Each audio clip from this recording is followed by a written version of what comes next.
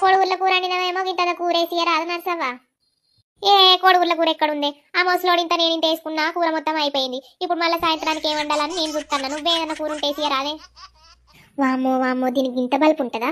పాపం పోని అని నేను 100 రూపాయలు ఇస్తా అంటే ఇంత కూరేసి అంటే వేసిత్తలేదు. నల్లి కుట్ల దొంగ ఉండదు ఇది. దీనికి పైసలు ఇచ్చుడే పాపం ఉన్నది అని పాపం ముసలోని ముఖం చూసి 100 రూపాయలు ఇస్తా అని ఒప్పుకున్నా. ఏందే నోట్లు కేం గులుగుతాన్నవే? ఈ రోజు నాకు చికెన్ తినబుద్ధి అవుతుంది. మా అన్న పోయి చికెన్ తెమ్మంట, నేను పోతాను. వామ్మో, మేమే ముసలోళ్ళము, మమ్మల్ని కొడుగుడ్ల కూర అడిగింది. ఇప్పుడేమో చికెన్ తినబుద్ధి అవుతుంది అంటాను. నల్లి కుట్లదవుతుంది ఇది. ఏమైంది నర్సవ్వా? ఏం లేదే, చికెన్ కూర వండినాక గింత అంత వేసియరాదే. నర్సమ్మ నువ్వు భలే ఉన్నావు. ఇంతకు ముందు గింతల కొడుగుల కూర వేసియరాదంటే ఓ లేదు అయిపోయింది అని ఓ బాగా వేషాలు పడ్డావు. ఇప్పుడేమో మాది చికెన్ తెప్పించుకుంటా అంటే గింత చికెన్ కూర వేసియరాదు అని అంటున్నావు. ఎట్లా కనిపిస్తాను నర్సమ్మ నీకు? నాకెట్లా కనిపిస్తానమే? నువ్వు మనిషివే కదనే. మనుషులు లెక్కనే కనిపిస్తారు, జంతువులు లెక్క కనిపించరు.